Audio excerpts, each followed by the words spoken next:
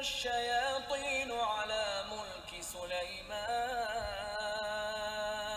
وما كفر سليمان ولكن الشياطين كفروا يعلمون الناس السحر وما أنزل على الملكين ببابل هاروت وماروت وما يعلمان من أحد حتى يقولا إنما نحن فتنة فلا تكفر فيتعلمون منهما ما يفرقون به بين المرء وزوجه وما هم بضارين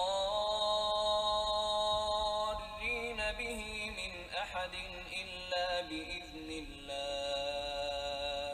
ويتعلمون ما يضرهم ولا ينفعهم ولقد علموا لمن اشتراه ما له في الآخرة من خلاق ولبئس ما شروا به أنفسهم لو كانوا يعلمون. And they followed instead what the devils had recited during the reign of Solomon. It was not Solomon who disbelieved, but the devils disbelieved, teaching people magic and that which was revealed to the two angels at Babylon, Harut and Marut. But the two angels did not teach anyone unless they say, "We are a trial, so do not disbelieve by practicing magic." And yet they learn from them that by which they call separation between a man and his wife. But they do not harm anyone through it except by permission of Allah. And the people learn what harms them and does not benefit them. But the children of Israel certainly knew that whoever purchased the magic would not have in the hereafter any share. And wretched is that for which they sold themselves, if they only knew. And if they had believed and feared Allah, then the reward from Allah would have been far better if they only knew. Surah 2, verse 102 to 103. I told y'all about this black girl magic stuff some essays ago. And I spoke on how even the conscious community is trying to pull the black women into magic. Now there's this new show coming out called Siempre Bruja, which is Spanish for Always a Witch. This new series is set in Cartagena, Colombia, which they call the Magic City. But basically, she's a 17th century witch who gets help from some wizard to time travel to the future to save her lover. But get this, she's still a slave in the 17th century, and the lover she's going to save is the son of her slave master. Just sick and twisted. Now, this isn't the first magic series that's been around, but it's very telling that they dropped this series now in the times we are in. Who are these black females that chant black girl magic, that are into magic and crystals and all that? These are the liberal feminist females. And who do these type of black females follow behind like a lamb to the slaughter? They follow behind Caucasian women, men, in its society. And over the past decade, white millennials have embraced witchcraft in droves. And again, not here to bash women in general. I'm speaking about the liberal feminist females. I have noticed that a lot of black females have started to get into magic, either on a low level or getting really deep in it on a high level. I already told you about my homie whose girl jokingly said she was a witch. Also at work, I get into conversations and end up finding out that many of my female coworkers are burning sage in their homes, wearing crystals, becoming vegans, etc. There was an article that came out in November of 2018 that there is a growing population of black women leaving Christianity and embracing African witchcraft. I'll have the link posted in the blog. These people have found out that Christianity isn't true. They have found, like I said, that today's Christianity is nothing more than sun worship. which is why you find many people who claim to be Christian are into horoscopes and believe in that stuff. So they figure I might as well go full on into witchcraft. They think this is a positive step forward because they are following the steps of their ancestors. But many of our ancestors were Muslims too. Why not follow that?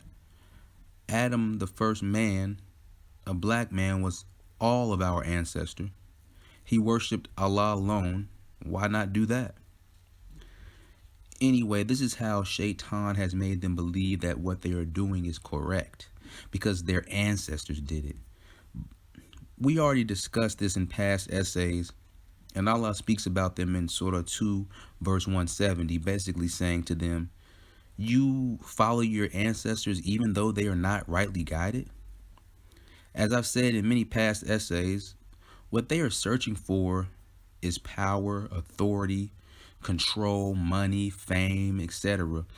And this article in The Atlantic confirms that when it mentions how the slaves in the past who passed down a lot of this magic, they would do their magic to give them a sense of power, however minimal. And at the end of the day, that magic wasn't strong enough to defeat white supremacy, so that power was only minimal. Even today, they mock this black girl magic. With, recently during this whole polar vortex stuff we were having, 2 Caucasian police officers confiscated a black woman's car, maybe for, she might have been driving or suspended license or something. But it's cold outside. It's extremely cold. That was that week where that day, like it was a Wednesday, and it got -40. So they took her car, not even allowing her to at least drive it home or have somebody else come pick her up. They took her car and made her walk home. And they filmed her walking home. And in the back, you can hear them snickering and saying, "Black girl magic." So that stuff is a joke to them, even if it works here and there. But Allah says in the Quran in the following verses after Surah 2 verse 170 that if they had followed Allah and his messengers that he sent, they would have had better than that magic they using. But like I was saying, people don't want to become pious to get things. That's too hard. They rather call on a jinn and use magic. That's easier. And that's who they call into when they build these altars. It's what the article says. Modern black witches are practicing Yoruba-based faiths with a few millennial touches. They build altars to ancestors so they can seek their advice on everything from romance to professional advancement, and cast spells using different emojitos, to help banish depression, surround themselves with crystals in hopes that they will relieve stress, and burn sage to cleanse their apartments of negative energy. This is what this article was saying. This is no different than what a lot of these politicians do. They have altars in their home, and they consult their personal jinn every morning on what needs to be done. Yeah, those aren't your ancestors you're talking to. Those are the jinn that used to follow them around that you're talking to. Everybody has a jinn, a devil that follows them around. And that jinn knows everything about you. So what these ancestors you think you're talking to know, that's that jinn that was following that ancestor around. That's who you're talking to. Because once you die, there's a barrier. You can't come back to this life. So that's not you. That's the jinn. And then they use the crystals, which also confirms what I said about them in past episodes. Now we're still speaking about this show Siempre Bruja, Always a Witch. And looking at the plot of the show and then comparing it to this article, I see how these two tie together and how this new growing movement of witches, what it's all about. In the show, she goes to the future to save her Caucasian lover who was the son of her slave master. She loves him. This is the same stuff that's being pushed today to run to your oppressor, or it's just like to run to your oppressor or protect and fight for your oppressor. At the end of the day, since these types of women are enthralled with having power and not going through God to get this power, then all means of accessing power are open to them. This is why you see many of these witches running to Caucasian men, just like in this show that's on. Or at least they won't speak out against their oppressor. And in this article, the same happens. Heck, even the homeboy who got his witch chick, my homeboy, the chick who's a witch, she got her a Caucasian baby daddy. Same is with this article. It speaks on how witchcraft is a safe haven for many LGBT people as well. And we know from what we have been seeing, a lot of them are intersectionalists to the point where they protect the white supremacist powers and his people. Then the article goes on to speak about the Me Too movement and how it is empowering women. And the women of this witch coven retreat were all telling their sexual abuse stories. But again, we know this Me Too movement is really about criminalizing black men and locking up black men and demonizing black men. So we're beginning to see how this Always a Witch show is all a part of that same type of propaganda. Then the article insinuates that the witches who were putting hexes and spells on Trump and his people weren't real witches, or were not using their witchcraft properly, as if to say, nah, we black witches, we don't do that. We're not worried about attacking we're not worried about attacking white supremacy. We're more worried about, just ourselves. So they're protecting the oppressor. And this magic is all about the female and worshiping the feminine principle. And that is what this show is to push as well. In the article, one witch states, she says, "One thing I know from studying African religion is I have never seen one subservient goddess. So why are we sitting here thinking we have to be subservient? Subservient to who? In my opinion, what is meant here is being subservient to black men, because you don't mind being subservient to white supremacists because you just look down on those witches who were trying to put magical spells against Trump and his gang, who are known white supremacists. So who are you being, who's being meant here by you being subservient? It's obviously the black man. So it's obvious to me that this witchcraft they pushing on black women today is about, it's, maybe it was different back in the day where they used it against their oppressors, but today in general, I see it being pushed as a ploy in the same manner welfare and the feminist movement was used. Welfare seemed to empower quote unquote black women, but the trick bag was that you had to get the father out of the home. These witches were talking about how witchcraft empowers them and that they're not going to be subservient to anyone, but none of them are talking about the men in their lives, except the only men that were in their lives that sexually abused them, which infers to me that they don't want men in their lives unless it's a Caucasian man, because that comes with more power for them. Or even if it is a black male, it would be one of those, one of those black males who will be weak to her magic. Probably one of those, the black woman is God types. And she could be the goddess of the relationship. So all of this is being pushed subconsciously with this show. You got to ask yourself too, why are they still pushing this slave mentality on you? This black woman in this show is so empowered, but she's still a slave to white supremacy. This show also works right in line with Kamala Harris. Why? Because she herself is married to a Caucasian man. They always put it right in front of your faces, and I'm sure many of our black women will fall into witchcraft because of this show. And that's just, that's sad. But you also have to understand that when dealing with magic and witchcraft as a black person, in my opinion, if you're a black person dealing in witchcraft and magic, the end result is for the white supremacists to overpower you and still have rulership over you. You know why? The jinn you're working with, they don't love or like you. Don't forget what I said about Iblis, Satan, and how he feels about black people specifically. So all his minions, yeah, they'll give you what you want here and there. And they may even give you the edge over the white supremacists for a little while, as in the case of, the people using black magic in the Haiti Revolution. But the jinn still hates you the most specifically, and even though he hates all humans in general, he will still make sure the white supremacist is over you so that you specifically will always be oppressed. Case in point, I just seen this article written in Spanish. If you click the link, you'll have to use the translate option. But this article talks about how Freemasonry was a part of the Haitian Revolution. And we already know what Freemasonry is all about. It's about worshiping Iblis, Satan, using magic.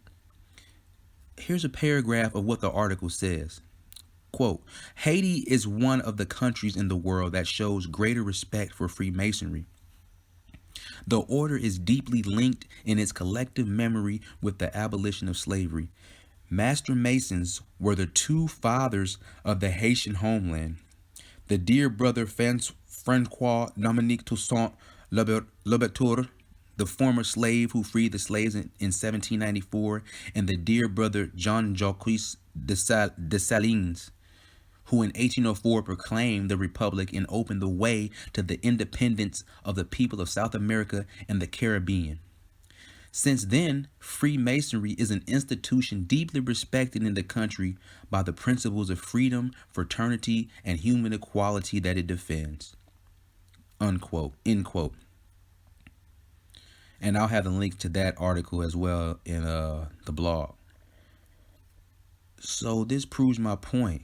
You got your victory, but those jinn whom you thought were your ancestors or whoever who helped you win, that Ogun, whatever, you thought that helped you win. All they did was turn you over to a stronger jinn who's still upholding white supremacy through Freemasonry.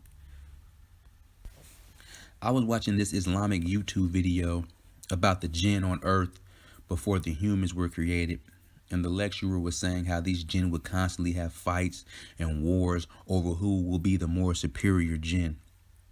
So no wonder they bring that to the humans, the idea of white supremacy and racial superiority. You know, while Allah calls us to justice and says that you can only be better than someone by your righteousness and your fear of God, your God consciousness, not color. Allah will give clear-cut and definitive victory, and the only reason those who wish evil for the Muslims will take the power of Muslims is when the Muslims turn away from their religion, and this is what we have today. And speaking of evil jinn and Muslims and turning away from their deen, we had Pope Francis taking a trip to the Arabian Peninsula. This is unprecedented. And this is a first in history. And he held a public mass. And he went there for interfaith dialogue. What? See, this is how we know the Dajjal's coming is right around the corner, people. And this is how you know a lot of these so-called Islamic leaders ain't really so Islamic. They preparing for the Dajjal themselves. And they just want to make sure they have a good seat at the table. And this is what the inviting of the Pope there symbolizes to me. That the Dajjal is on the way. And that these leaders have sold you out and aren't real to Islam as they claim. The Prophet said, and this is in Abu Dawood, two religions cannot coexist in the Arabian Peninsula. And the Prophet also said, I will certainly expel the Jews and the Christians from the Arabian Peninsula, and I will not leave anyone there but Muslims. Now, there are exceptions to this rule for trade and traveling, but I haven't seen any exceptions when it comes to having a pope come and have interfaith dialogue and have a public mass. Like I said, this is just letting you know what time it is. But see, this also goes back to what I mentioned about the Freemasons. These Arab leaders are involved in some secret society as well. So they all connected, and the Pope coming out there was just a part of the plan. How are you inviting someone to basically come proselytize in the Arabian Peninsula, which you know is against what the Prophet sallallahu alaihi wasallam commanded? This man is a part of a religious group that molests young little boys and girls.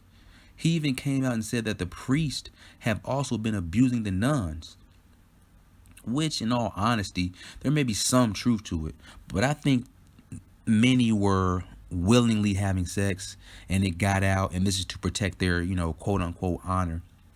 This is the same group that held the crusades against the Muslims as well. This is how I know they all part of some secret society together, because ain't no way. If Umar al-Khattab, may Allah be pleased with him, was alive, ain't no way he would allow such a person to come into the Arabian Peninsula. We're not even going to mention the blood sacrifices they be doing low key. So come on, man. You allowing him out there to come witness, proselytize, yet he hasn't even spoken up for our Muslim brothers and sisters in China being persecuted. Even though last year he was allowed to deal with China to begin to ordain bishops and priests and whatnot. But he ain't say nothing about your brothers and sisters there while they being massacred, and you bringing this dude who was a part of the history of massacring Muslims into your own backyard. This is just some sick and twisted stuff, man. But that's all a part of the ploy, like I said, to prepare for the Dajjal. Gotta weaken Islam. Gotta try to weaken Islam. Gotta try to weaken the Tawheed in the hearts and minds of the Muslims. Notice how the Pope is arriving there weeks after Rahaf Muhammad, that chick who was praised for basically leaving her religion and running away from home. So he comes there after that. Even now they have a hashtag, or they had a hashtag going around called No Hijab Day, which they claim is a day where Muslim women should take off their hijab in order to show that they're not oppressed and to stand up for the oppressed, allegedly. I guess they're taking a stand for the likes of Rahaf Muhammad. Like I said before, and I say it again, what we are witnessing isn't the empowerment of women. We're witnessing the downfall of women in society through feminism and liberalism. We are witnessing the stage being set for the Antichrist. As the prophet said, most of his followers will be women. So no wonder you see such things going down. And they have, the Muslim women who were, so-called Muslim women who were participating in this No Hijab Day. They had this saying as they were taking their hijabs off: we are not candies or diamonds to be covered. You know where they getting that from? That whole thing, that comes from scholars and sheikhs and teachers who, when they're explaining the hijab to people, they say things like giving parables like, would you eat a piece of candy that didn't have a wrapper on it? And people be like, nah. Or they say things like, would you walk around with all your valuables showing? And people be like, nah. You would cover them up. You wouldn't eat a piece of candy unless it had a wrapper on it, because it wasn't covered up.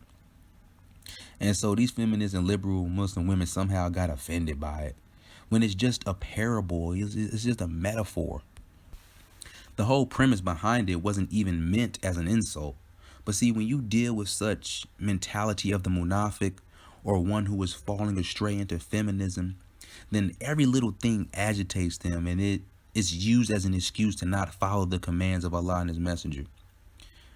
Would you say, these same women who saying this and being all offended, would y'all say that same stuff about what the prophet said when he let us know that women are created from the uppermost part of Adam's rib, and that is the most crooked part? And the woman will never be straight in regards to always pleasing you, so deal with women patiently. And this is a Sahih hadith. This is an authentic hadith in Bukhari and Muslim. So how, being compared, being told that you are from a rib by the prophet himself, you going to go against that? You're going to be offended by that? I'm sure you wouldn't be. See, when people get up in arms about a simple parable or a metaphor like that, what they are exposing is that they are arrogant and prideful. Because only an arrogant and prideful person would get upset at such a simple parable, at such a simple metaphor. You know how I know? What do I keep telling y'all? The Quran is the greatest book of psychology. Go to Surah 2 verse 26. What does Allah say? Allah says, verily Allah is not ashamed to set forth a parable, even of a mosquito, or so much more when it is bigger, or less when it is smaller than that. And as for those who believe, they know that it is the truth from their Lord. But as for those who disbelieve, they say, what did Allah intend by this parable? Well, by it he misleads many, and many he guides by it. And he misleads only those who are rebellious and disobedient to Allah. Now, if you go to the Tafsir of Ibn Kathir and read on why this verse was revealed, the hypocrites and the non-Muslims, when Allah made certain parables concerning the hypocrites, and he used items like rain or fire or spoke about the spider, etc., the non-Muslims and hypocrites would say, why would Allah use such a parable? Allah is far too great to use such a trivial items for examples. Why would he use a spider? He's too great to use something so small. So Allah revealed this verse. This is the same way these hypocrites and non-Muslims react today to sheikhs and scholars using the wrapper on the candy example or wrapping up your jewels example for the hijab. But instead they say, we, the people, we're too great to be compared or used as a parable with candy or precious jewels. So what are you exactly saying by such things about us? That's, they try to play that role. That we're just items? Just like the hypocrites in the past used to talk, they used to ask, what did Allah mean by such parable? They're just being smart. They don't really want to know. They just being smart Alex. And Allah gives the answer that you see many of these hypocrites and rebellious ones have gone to. Allah says, by it, he misleads many, and many he guides by it. But the only ones who are misled are the rebellious and the disobedient ones. And as Allah says, he guides whom he wills. And that can be seen in the reported alleged reversion of Joram van Claveren. He was a staunch opponent against Islam that also worked with Geert Wilders. This man went from calling the Quran poison, a'udhu billah, to saying, and here's a quote from him, if you believe that there is one God and that Muhammad sallallahu alaihi wasallam was one of the prophets besides Jesus and Moses, then you are formally Muslim. This was his quote. But I don't know if this is fake news or what. I don't know. And also, I haven't seen any quotes of him saying that he has actually accepted Islam. But this quote shows that he may be definitely leaning towards it.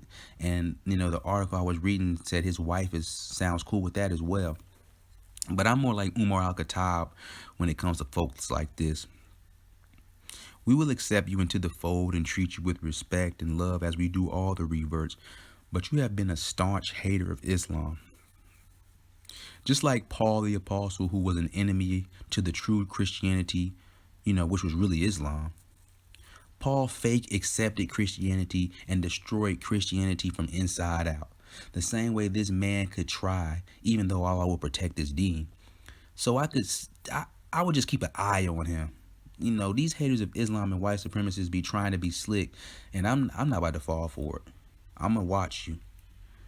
Back over here in America, it's Black History Month, and around this month, the white supremacists seem to always get on cold with insulting us. It was like 2 or 3 politicians who've been caught in blackface in their yearbook photos. Then Gucci, whose Negroes love some Gucci. They came out with some turtleneck that covers your face, but it resembles blackface. It had like the big red lips. And they all say the same things. It was a joke. It was a costume. I didn't know it was racist, please. And it's funny how Gucci drops that blackface turtleneck after all this hoopla went down with Soulja Boy acting a damn fool and cooning it up for a check. And Soulja Boy had that big old Gucci headband on. So this was probably a response to him and the black community that they still don't respect us. We really don't want y'all wearing our stuff anyway.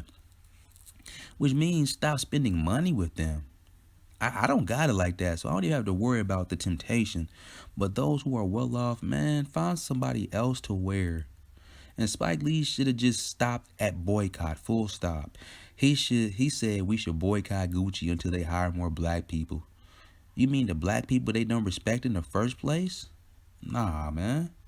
How about supporting your local black clothing line on the rise in your community, state, or country? It don't make no sense. I don't understand it. All that money these folks got, Ain't no reason for you not to have black people's clothing on your back. Even the Saint Laurent Don 21 Savage should be rocking more black clothing if he about empowering us with financial literacy.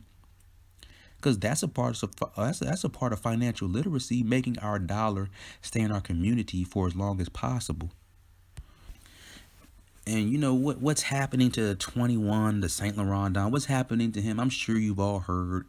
It's sad, and I hope he can work the situation out. They said they got Jay-Z helping him out with lawyers and all of that, so he'll probably work it out. It's all about money at the end of the day, anyway. But once again, it's funny how this happens around Black History Month. You mean to tell me the government ain't know about this rich young street dude? Get out of here. They was just holding off until they could use it for something. And you know what I think they using it for? I said this on Twitter. It all has to do with the elections. It has to do with the whole immigration thing. You see, they see black folk are on their tangibles 2020 wave. No tangibles for the black community, then no vote. Shout out to Tariq Nasheed for that movement. But they using this as a ploy to get black folk to vote and to try to get us at the table for this whole immigration stuff. Once they get us fighting for 21 Savage, once they get us fighting for him to stay in the U.S. as a community, then they'll flip it and bounce it on some bullcrap and say, "Oh, you was already fighting for immigration reform when you was fighting for 21 Savage. You might as well continue for everybody else." That's how they gonna get you. Another wave that the black people of America are on is the ADOS wave. That's the new movement. I am not a bot. I repeat, I am not a bot. ADOS is a term and movement started by Yvette Carnell and I think it's Antonio Moore. Oh, Antonio Morrison. And it stands for he does the Tone Talks on YouTube. And I think he has a radio show on Dash Radio. If I got his name incorrect, somebody please correct me, but I think that's who that is. But it stands for American Descendants of Slaves. It is a movement which is similar to Tangibles 2020, but is specific in demanding reparations for American descendants of slaves as well as other tangibles. If such things aren't on the table or even addressed, then there will be no votes given either. So, the I am not a bot comments come as a response to the detractors of this movement who say it was started by Russian bots. I like how the people are getting on cold, man. And to me, this whole, like, you had Angela Rye talking about the ADOS and how she thinks it was started by Russian bots. I already didn't have to trust her anyway. It was something weird about her. But she started this whole rumor about how ADOS was started by Russian bots when it was really started by actual human people who don't even know Russian people. But to me, the reason they're doing that is because they're going to combine that together with the black identity extremists, and they're going to start putting the feds on people. That's how they're going to tie it together. They're going to tie it together like that. You're a homegrown terrorist if you believe in the ADOS movement and you want reparations for black people. You might be a Russian bot. You might be being infiltrated by the Russians, so we got to put the feds on you. You might be a black identity extremist. That's what they're going there with that. But I like how the people are getting on cold, man. It's like the turn up happened, and like we just leveled up. Like it's like in this month, it's like we just leveled up. It's like the turn up happened and really started clicking after this so-called 400-year prophecy was up. You know that prophecy they talk about in the Old Testament about us being slaves for 400 years? It seemed like I don't know, is that true? God knows best. Allah knows best. But the fact that many black American descendants of slaves are starting to get on code is why the slander keeps coming. Because they know they can't politically play the people anymore. These politicians and pundits have to speak directly to black foundational people now, about our issues, or they will be exposed as the slicksters they are and will be ignored. This is why the insults have just been so blatant more and more. Because like I said, it's Black History Month.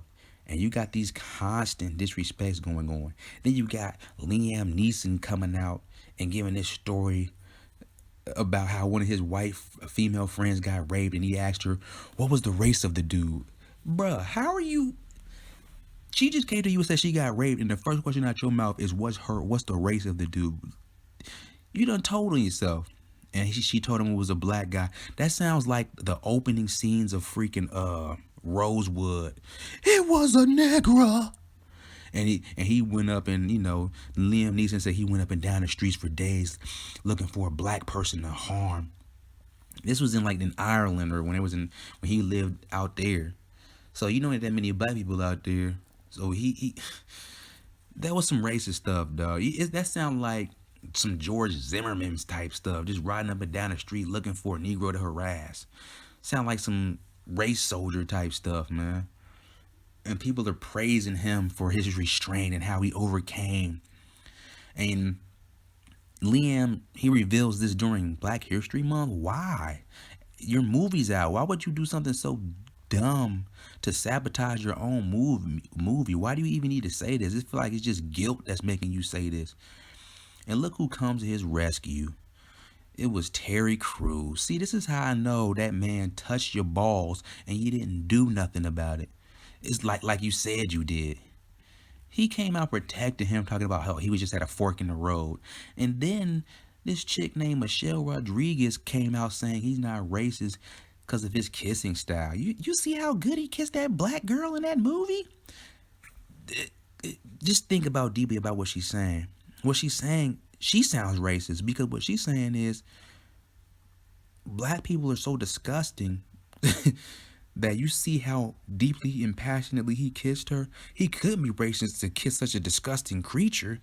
If you kiss a disgusting creature like that so deeply and passionately, you must not hate him that much. That's that bad wench talk. But then on top of that, you see how they snuck in the Hispanic in there with it, tying it all together back again with the immigration stuff. It's the same thing with this Meek Mill stuff, messing with Robert Kraft. Robert Kraft must be about to run for some type of political position in the years to come. So we got to get in good with the hood. You got to get in good with the Negroes beforehand, because their tactics haven't changed. How y'all all talking this stuff about Trump not supporting the NFL and stuff and not performing at the halftime show? But then y'all doing shows down in Atlanta that are NFL themed, and you on stage coon dancing with a Trump supporting Patriots NFL owner. Snoop went in on Kanye, and rightfully so, for cooning it up for Trump, but yet you Negroes is hugged up with Robert Kraft giving the thumbs up. Oh my gosh. See, brothers and sisters, this is why this stuff is purely entertainment. We really shouldn't even be listening to such music, but here in America, it's almost impossible not to. But may Allah make it easy for myself and make it easy for y'all to give up such stuff as well. But that's all I wanted to hit y'all with this week. If you like it, hit the like button. Just don't forget to subscribe, share, comment, all that good stuff. If you want to make a donation, link is in the description. I'll have the link for the blog as well in the description. Don't forget to follow me on Twitter at Tsunami Slim. I'm going to post this on SoundCloud as well. You can check it out there. So this has been Muslim and Black in America. I'm your host, Bilal Abdullah. Until next time, peace.